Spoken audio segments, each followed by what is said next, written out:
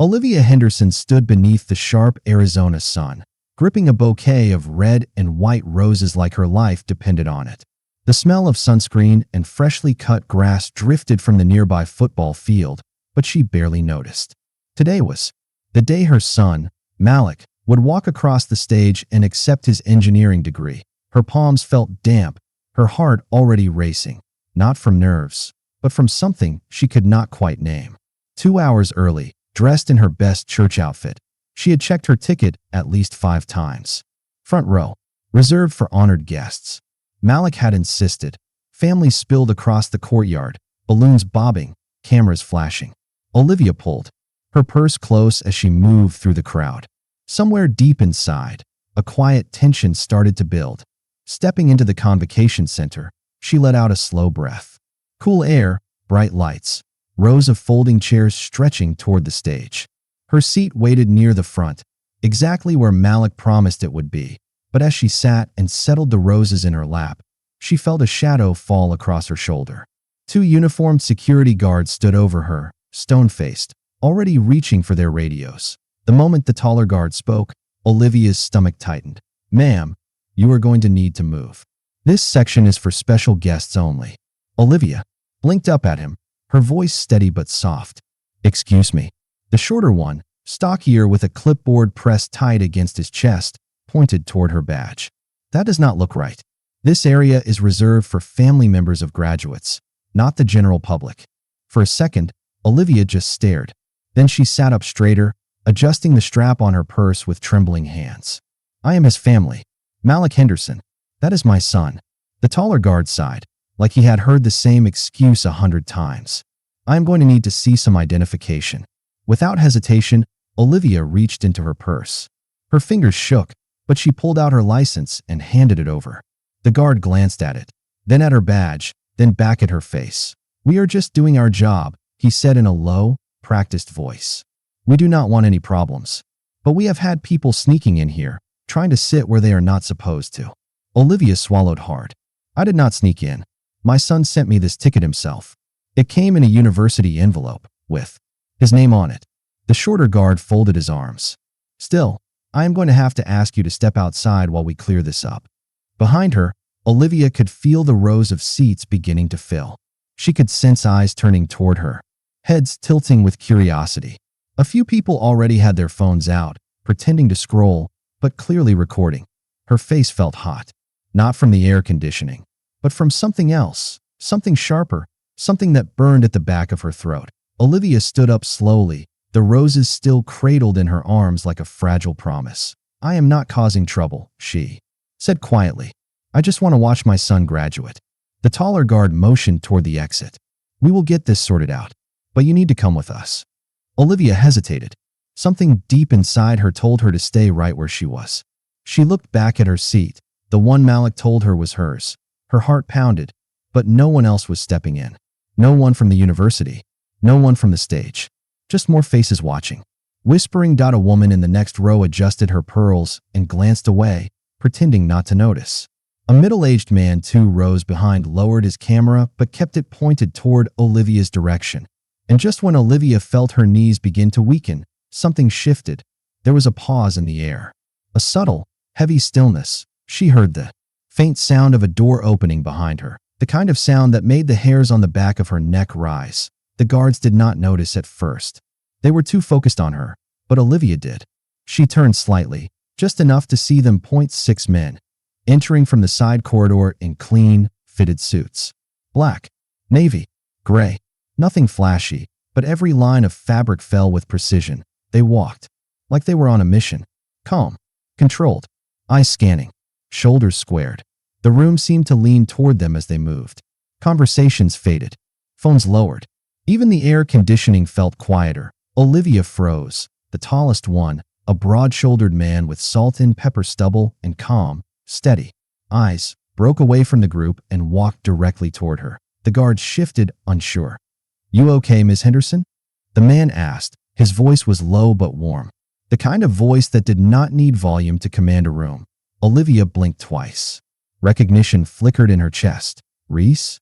He smiled gently. "Malik sent us. We were planning to surprise him." Did not expect we would need to step in. The taller guard tried to intercept. Sir, this is a private seating area. We are in the middle of a situation. Reese turned his head slightly, his tone still even. What kind of situation? Because from where I am standing, it looks like a mother sitting in the seat her son gave her. Another man stepped beside him. Tall, clean-shaven, dark-skinned, with steady eyes that missed nothing. She is with us, he said, folding his arms across his chest. And if she is leaving, so are we. The guards froze. We do not want any problems, the shorter one stammered suddenly, voice cracking under the weight of the attention, now settling on them. Neither do we, Reese replied. But you already have one. Somewhere in the third row, someone whispered, just loud enough for Olivia to hear. That is them. That is the Navy guys. The SEAL unit. Now more phones were up. Not because of the confrontation, because people recognized faces. One of the men had been in the news after a rescue mission overseas. Another had testified before Congress. The mood of the room changed instantly. Olivia stayed standing, her arms aching from holding the flowers too tight. Her eyes locked on Reese. Then the others now standing beside her like a silent wall. The guards exchanged a quick glance, and without another word, they backed off. Enjoy the ceremony, ma'am, the taller one muttered as they turned away. Olivia finally sat down, her knees nearly giving out beneath her. The seat had never felt more right. Olivia stayed seated, but her heart was racing. She adjusted the roses in her lap, trying to steady her breathing. Her hands were still trembling, but now it was for a different reason. Behind her, Reese Carter and the other men remained standing. They did not sit. They did not fold their arms like bored spectators. They stood like watchmen, like a line that would not break. Darius Cole shifted his stance, scanning the room the way she had seen him do back when Malik used to FaceTime her from the base. Always alert, always calculating. Marcus Shaw stood next to him, his dark eyes following the guards as they retreated toward the back corner of the hall. Leo Kamika, broad and quiet, had his hands clasped loosely in front of him, but there was no mistaking the strength behind his stillness. Two other teammates, Tyson Reed and Victor Alvarez, held their positions just as firmly. No words, no posturing, just presence. The people sitting nearby noticed. Whispers floated from different rows. Some families leaned into each other. Others subtly tilted their phones at Olivia's section, pretending to check messages, but really recording every second. A woman in a gold pantsuit 3 rows up leaned toward her husband and whispered just loud enough. They must have thought she was a crasher. Her husband murmured something back. Both chuckled under their breath. Olivia heard it. Every word landed. But she did not turn around. She lifted her chin a little higher, her eyes focused forward, scanning the stage, then the entrance where the graduates would soon appear. That was when a quiet voice interrupted her thoughts. Ma'am. Olivia turned. Slightly. A young man, no older than 22, stood awkwardly in the side aisle. Pale skin, light brown hair, freckles scattered across his nose like an afterthought. He wore a green graduation gown, his mortarboard tilted slightly off-center. I just wanted to say, I saw what happened, he said softly. I'm sorry they treated you like that. It wasn't right. Olivia's throat tightened, but she managed a small, gentle smile. Thank you, baby. That means more than you know. He blushed, nodded, and slipped back into his row. Reese watched the whole exchange, then gave her the smallest nod of approval. The guards, now huddled near the faculty coordinator with a headset and clipboard, kept glancing her way. Their posture had changed, from authority to uncertainty. A woman wearing a maroon university blazer approached from the side aisle. Mid-50s, with reading glasses dangling from a chain around her neck. She spoke softly but firmly. Ms. Henderson? Olivia braced herself. We just wanted to let you know, your seating was correct. We apologize for the confusion. The woman hesitated, shifting her weight like she was balancing on words. And if you would prefer, we've arranged a special section for you and your guests. Up near the stage. Olivia glanced over at Reese. He raised an eyebrow as if to say, Do you want to move? Your call. Olivia shook her head, her voice low but steady. The seats. Fine. The woman nodded awkwardly and left. Behind her, the SEALs remained on their feet. Some crossed their arms.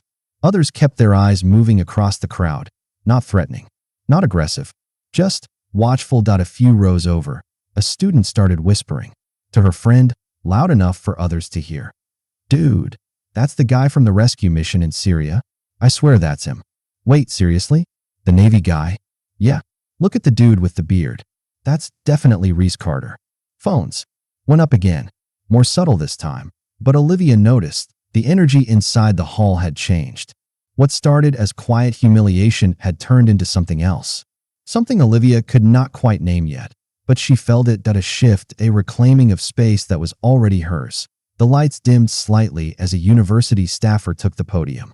To announce the start of the ceremony, Olivia's heart jumped again. The band struck up the processional.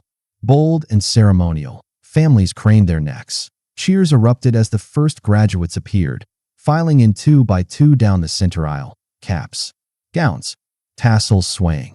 Olivia stayed seated, both hands wrapped tightly around the stems of her roses. She scanned every face, every stride, waiting, watching, and then she saw him. Malik Henderson, black cap, maroon gown, gold honor cord slung over his shoulders like battle ribbons. His steps were smooth, his posture proud, not cocky, not showy, just sure, like a man who knew exactly who he was and exactly who had fought to get him there. Olivia's breath caught. All the years, all the late-night prayers, all the missed calls from deployment. This was real. This was happening. And midway down the aisle, Malik's eyes scanned the crowd, searching for one thing. He found her in an instant, sitting exactly where he told her to sit, with 6 of his former teammates standing guard behind her. His lips parted, not in surprise, but in relief, like he had been holding his breath since that morning, and could finally exhale. The air inside the auditorium felt heavy. Whispers traveled faster now. From row to row, from seat to seat. "Is that her? The woman the guards tried to remove? Who are those men behind her? Are they Navy SEALs?" Seriously, Olivia heard it all, but she stayed still, hands folded tightly over the roses in her lap. Her heart was still racing, but she kept her eyes on the stage. She had promised herself she would not let them break her. Not today. More phones were up now, pointed at her section. People were recording, taking photos, pretending to check messages, but really capturing every second. From the corner of her eye, Olivia noticed one of the guards pacing nervously. At the back wall, the other stood with crossed arms, staring at the floor like he wished he could disappear. Behind her, the 6 SEALs stayed on their feet. Silent, solid. Not one of them had sat down. Reese stood closest, eyes forward, shoulders squared like he was back on deployment.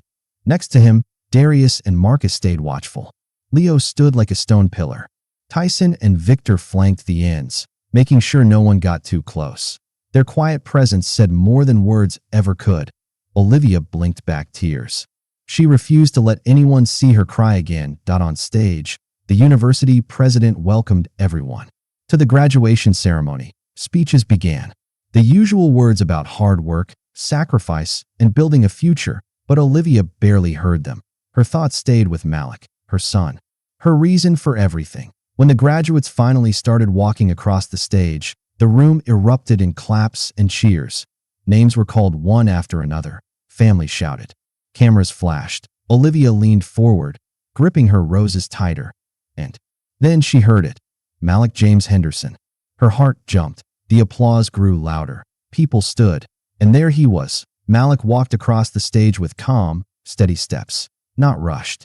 Not unsure. Every movement was strong and sure, like he was carrying more than just himself. Olivia's eyes filled with tears again, but she blinked them away. She watched him take his diploma, shake hands with the university president, smile for the camera, and then, right there in front of hundreds of people, Malik lifted the diploma high and pointed it straight at her, not at the audience, not at the photographers. At her, like the whole room needed to know. She was the reason he got here. Gasps rippled across the auditorium. Some people clapped harder. Others just stared, stunned by the moment unfolding in front of them. Phones went up again. This time, no one tried to hide it. They filmed him, standing tall on that stage, pointing to the mother who refused to move. Olivia covered her mouth with one hand, her shoulders shaking. But this time, the tears felt different. They felt like pride. Behind her, she heard Reese let out a soft chuckle, low and approving. Darius and Marcus exchanged a glance, but stayed focused. Leo gave the smallest nod, barely noticeable. Tyson and Victor grinned at each other, like they had been waiting for this exact moment. The guards at the back of the hall had gone completely still. Now they knew exactly who she was, and more importantly, what she meant to him. As Malik walked off the stage, the energy in the room shifted again. People were no longer whispering just about the guards or the seals. Now they were talking about her, about the mother in the blue dress with flowers in her lap, who stayed seated when the world told her to move. And somewhere in the back row, someone said just loud enough for others to hear, "This is going to go viral. Watch." Olivia did not move. Not yet. She stayed right where she was, her heart full, her eyes shining, and her seat finally, truly, hers. The applause still echoed as Malik walked back to his seat like nothing had happened. But something big, and it was spreading fast. Before the next name was even called, Olivia noticed more people turning in their seats, sneaking glances her way. Some smiled. Some just stared. Others whispered to the person next to them with wide eyes like they were realizing they had just witnessed something bigger than a graduation walk. Behind her, the seals stayed standing a few seconds longer, like they were making sure the moment had time to settle. Then, one by one, they sat down. But even seated, they stayed ready. The room buzzed with quiet energy now. Some people were still clapping for the next graduates, but their focus drifted back to Olivia's row again and again. More phones were out, some filming, some already typing captions. A few rows behind her, a woman with short gray hair pulled out her tablet and replayed the last few seconds she had recorded. Olivia heard her whisper to her husband, "I think this is going to blow up online." The rest of the ceremony blurred for Olivia. Names kept rolling from the speakers. Applause rose and fell like waves. But all she kept seeing was her son standing on that stage, holding his degree like a flag, pointing it right at her. The weight of that moment settled deep in her chest. Every late-night prayer, every overtime shift, every letter mailed to some distant base, every tear she swallowed in silence when she was scared for him overseas, all of it led here. Tears rolled down her cheeks again, faster now, but this time she let them come. She laughed too, soft and shaky. Behind her, Trevor Banks leaned forward and tapped her shoulder with a warm smile. "You good now, Mama O?" That was what they always called her, Mama O. Even back when Malik was stationed in Coronado, and the guys would video chat from dusty tents halfway around the world, Olivia turned toward him, wiping her face with the back of her hand. "I'm good, baby. Y'all can breathe now." Trevor grinned. "We weren't worried." "Liar," Olivia said, half laughing. A low chuckle rolled across the whole row behind her. Even Reese cracked a small smile. Leo gave a slow nod, and Darius reached out just briefly to squeeze her shoulder. It felt like family. Real family. Koa Kamika, still sitting with perfect posture, spoke next. "We weren't going to let them move you," he said, his voice deep but soft. "They don't know what it means to earn that seat." Jasper Briggs, sitting just beyond him, added with a shake of his head, "That seat's not just a chair. That's years. That's deployments. That's phone calls you never missed. That's care packages. That's love that does not quit." Olivia swallowed hard.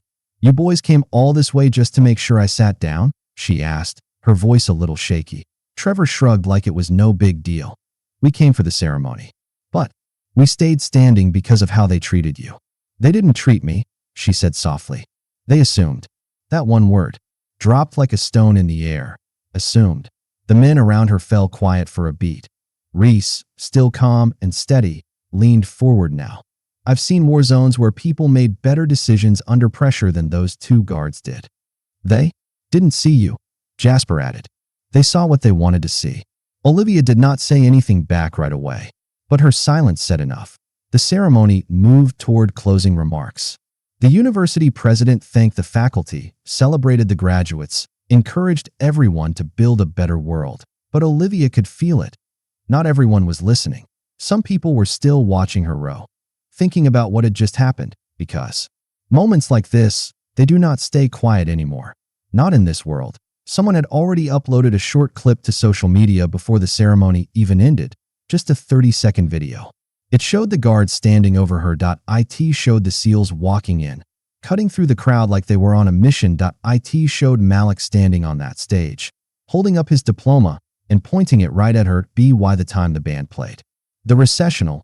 The video had already been shared thousands of times. Students poured out of the auditorium into the courtyard, caps flying, families cheering, photos snapping, but Malik moved with one goal in mind. Straight to her, not rushing, not slow, just steady, the same stride he had used through desert bases and long campus nights. When he reached her, Olivia dropped her flowers and wrapped him in a hug so tight it made him laugh softly into her shoulder. "I saw," he whispered. "I stayed," she whispered back, her voice catching. "I didn't move."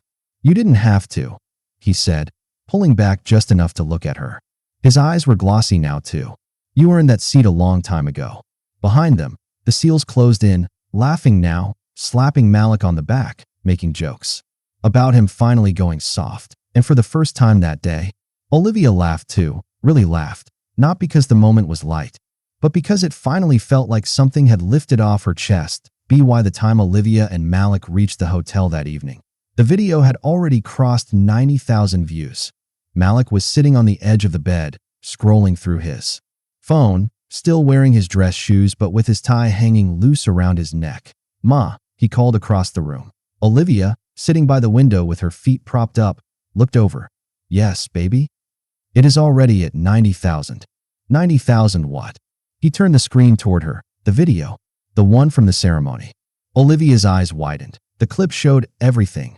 Her standing tall with the bouquet of roses, the guards pointing, the SEALs stepping forward, and Malik, on stage, holding up his degree and pointing it straight at her. There was even a caption under it now that in bold letters it read, "She raised a warrior. They stood for a queen."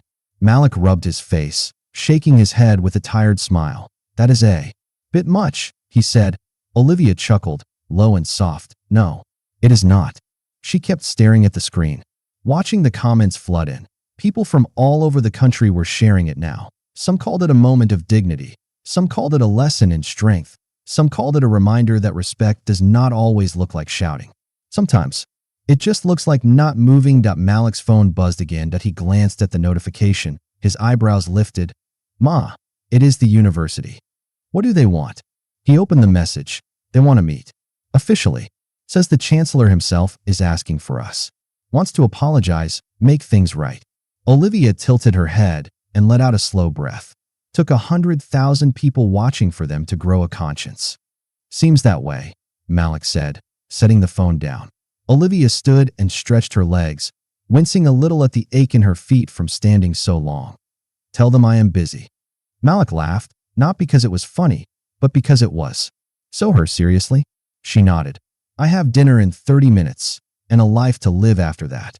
The next morning, Olivia agreed to speak, but not to the university. A local journalist had reached out. They met at a small coffee shop near the airport before Olivia's flight home. No cameras. No bright lights. Just a recorder placed between them on the table. The reporter leaned forward, with genuine curiosity. "Miss Henderson, what made you stay seated, even when the guards asked you to leave?" Olivia stirred her coffee slowly. Then she looked the reporter directly in the eyes. "I did not stay to prove anything," she said. "I stayed because I belonged. My son told me where to sit. I believed him more than I believed them." The journalist stayed quiet for a beat, then asked, "And the SEALs?" "They never raised their voices, never threatened anyone. They just stood there." Olivia smiled, remembering. "They showed what real support looks like," she said. "Quiet, solid, unshakable." By the time Olivia landed back home in Charlotte, the story had already hit national news. Headlines spread fast. Guards try to remove Black mother from graduation. Veterans stand up without saying a word. Another article called it, "When respect looks like protection." Social media exploded. People shared their own stories of being judged or pushed aside. Some focused on race. Others talked about dignity and motherhood. A few tried to downplay it. But the footage spoke for itself. It did not need a long explanation. It just needed witnesses. The university released an official apology within 48 hours. The guards involved were placed on administrative leave pending review. The chancellor's office invited Olivia and Malik back for a special luncheon honoring military families. Olivia declined. "I have had enough ceremonies," she said with a soft smile. Malik did attend, but only to shake the hand of a university janitor who pulled him aside afterward. "I watched the whole thing," the man said, his voice low and full of regret. "Start to finish. Could not sleep since. You remind me of my son." "I hope that is a good thing," Malik said gently. The janitor smiled. "It is. I just wish he had more people like you standing beside him." Back in Charlotte, life slowly returned to normal for Olivia.